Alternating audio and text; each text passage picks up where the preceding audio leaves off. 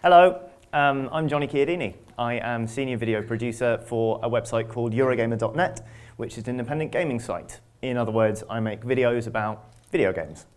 I first joined the games industry in 2008 when I looked, there it is, there's my name. I like to spell it out phonetically, it makes me feel like a species of dinosaur. But I joined the games industry in 2008 when I looked like this. Thought that was a good way to dress myself. And I started an internship at Independent Television News. I worked there for 3 years before moving to a website called GameSpot for a further 3 years, and then I went freelance for a year, during which time I helped Channel 4 make a program called 2 Players. And then in 2015, I joined the Eurogamer team. Now, that's my career history, but I also have another history, one millions of people worldwide share, but comparatively few people are comfortable discussing, and that's my history with mental health. I've suffered from depression and anxiety since I was about 14 years old, but I wasn't diagnosed until 2012. I took antidepressants for 2 years and also underwent a course of cognitive behavioural therapy, both of which I found to be extremely useful. I still have my rough patches, of course, but all in all I feel pretty well equipped to deal with my issues. I'm very comfortable, in fact, talking about my disorders and what it's like to live with them, and for that reason I feel incredibly lucky.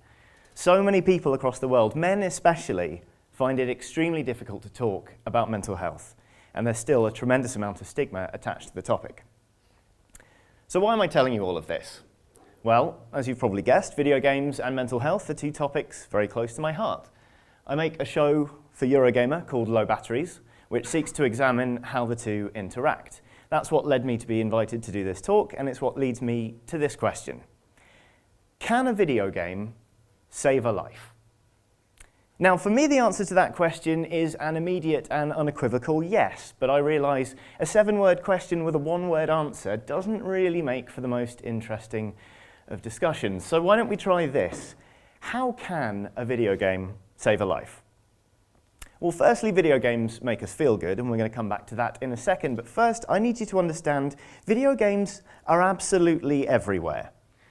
The biggest video game in the world right now is a game called League of Legends. It's what we call a MOBA, or a multiplayer online battle arena game. In a game of League of Legends, 2 teams of players face off at opposite ends of a map, and they try to destroy one another, basically. And in 2014, 67 million people worldwide played this game every single month. During peak gameplay hours in 2014, 7.5 million people could be found playing this video game at the same time. To put that into perspective, the population of London, which is where I'm from, in 2014 was 8.5 million, just 1 million more. So try and imagine a city, if you can, in which every single day, at the same time, 7 out of 8 people stop whatever it is they're doing, go to a computer, log in, and start playing the same video game. League of Legends is absolutely vast, and it's also very tactically complicated. If, as a League of Legends player, you've got less than 500 hours on the clock, you're still considered a novice. Now, on the other end of the spectrum, we have games like Candy Crush. Candy Crush is criminally simple, and yet it is also played by millions of people worldwide every single day. If you get on a bus or a train, you are practically guaranteed to run into somebody playing this game. You don't even need to look very hard to see it. You can just watch the movement of their thumb and the slightly glazed expression on their faces. But anyway, this game is played by millions. And between these two games, between the very, very simple Candy Crush and the very, very complicated League of Legends, we have all sorts of games designed and aimed at different devices, different age groups, and different demographics. Video gaming really has permeated every level of society.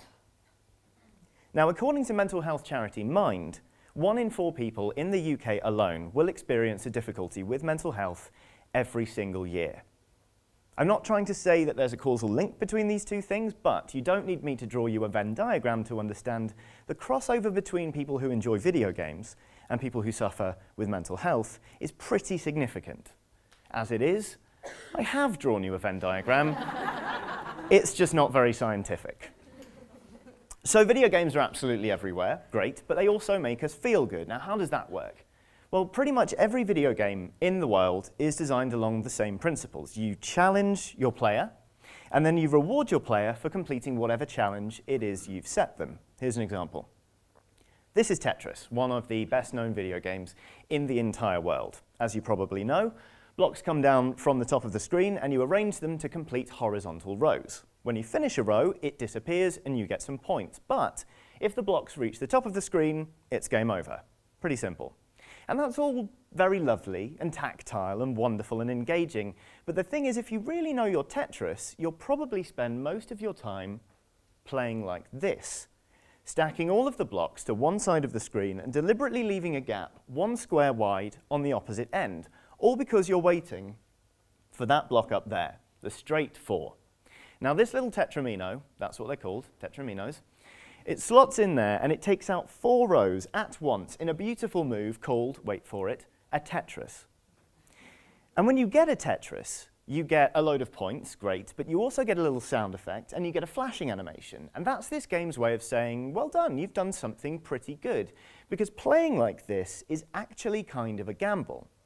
So when it pays off and you get your Tetris, you feel really good about yourself. You feel smart and dynamic, and you feel like you're in control of your own destiny. But more than that, you feel like you're good at being in control of your own destiny.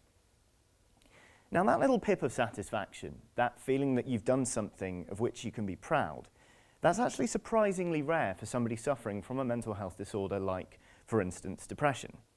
So for somebody to be distracted from their problems, however briefly, and made to feel good about something they've done, it's actually pretty special.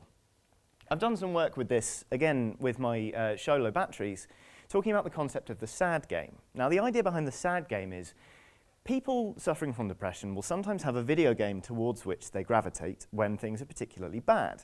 The idea is it distracts their active mind just long enough to give them a bit of a breather between themselves and the immediacy of their problems. I myself have used these games extensively. I also happen to be very, very good at Tetris. So video games are absolutely everywhere, and video games make us feel good, tremendous. But video games have also come on in leaps and bounds since 1984, when Tetris was first introduced. Now we have games coming out every single year designed around cooperation, around communication, and around fostering communities. Now these game communities, each one designed around a different video game, they're designed to celebrate the game everyone's playing, sure, but they're also designed to get people sharing their own experiences and paying attention to the experiences of others. In other words, these communities being fostered around video games are designed to get people reaching out to others and helping them have a better time. And ultimately, that is exactly the kind of support network somebody suffering with a mental health disorder ought to have access to. Now, in 2010, Jane McGonigal gave a fantastic TED Talk called Gaming Can Make a Better World. It's really inspirational. I suggest you find it and you watch it. In her talk, she said, gaming can make a better world by inspiring people to be the best they can possibly be and then go out there and solve real-world problems. She said games make people hardworking, communicative, and a third thing. Very specifically, she described people who play video games as super-empowered, hopeful individuals. Now, wouldn't that be a beautiful way to be able to describe somebody when talking about them in reference to their mental health? So where do we go from here? How do we take this wonderfully ubiquitous medium and use it to reach people suffering from hidden, very often secret illnesses? In my opinion, the answer is we engage with people from inside the games industry and out. So we make more games about mental health, sure, but we also get people talking about those games more and their own experiences.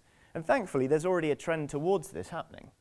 We have story games like Life is Strange, which is a beautiful game that weaves themes of depression and suicide around some of its core characters. Papo and Yo is a game that seeks to examine how addiction can impact on a family unit. And there are also games like Flowy with a more therapeutic bent. Now, Flowy is a game designed for people who suffer from anxiety and from panic attacks. The idea is, when you feel a panic attack coming, and you recognize those symptoms, you start playing Flowy, and it starts getting you to breathe more regularly, and it distracts you. And that helps you calm down and master your own symptoms, and hopefully, basically arrest a panic attack. And there are also experiences like Virtual Iraq. Virtual Iraq is a virtual therapeutic experience aimed at combat war veterans from the Iraq War who are suffering from post-traumatic stress disorder.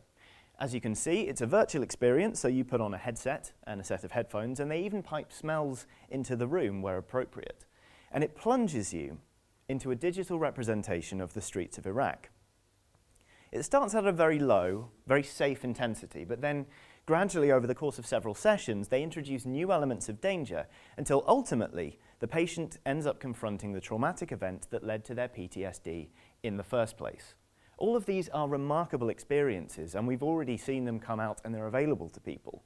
But video games continue to advance at the same time. So each year we're seeing games reaching more people and becoming more accessible, but also more people are turning their own hands to game creation and becoming game makers in their own right. So each year, what we're seeing from these people who are suddenly engaged with this medium is a greater variety of stories and experiences, and mental health is starting to occupy a bigger space within that medium. And we need to do everything we can to encourage that. Because we have these communities, they're ready-made, they're already there, and they're very used to talking to one another. So if we can just get them talking about their experiences with mental health at the same time, we have the potential to construct a truly fantastic support network. We have the opportunity to combat mental health stigma from inside one of the largest and most talkative communities in the entire world. We could, if we continue to engage with mental health in an open, honest, and direct way, we could build a future in which people are just as comfortable talking about their mental health as their high scores, their lap times, and their flawless victories. And ultimately, there's no telling how many lives that could save. So what do I want from you once this talk is done? What do I want you to take away from this? That really depends on how you define yourself in relation to video games.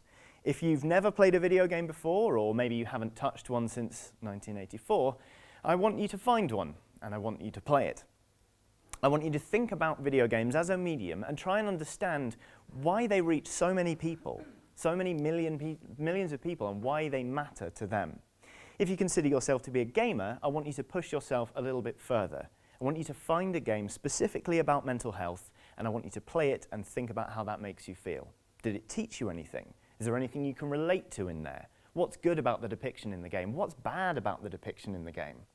And no matter who you are, and no matter whether you care about video games or not, if you never pick up a video game again in your entire life, I want you to talk about mental health more. I want you to talk about your own experiences. I want you to ask other people about theirs and listen to those experiences. Because mental health stigma isn't going to go away by itself. It requires your dedication, your passion, your input, and your interaction, just like a good video game. Thanks.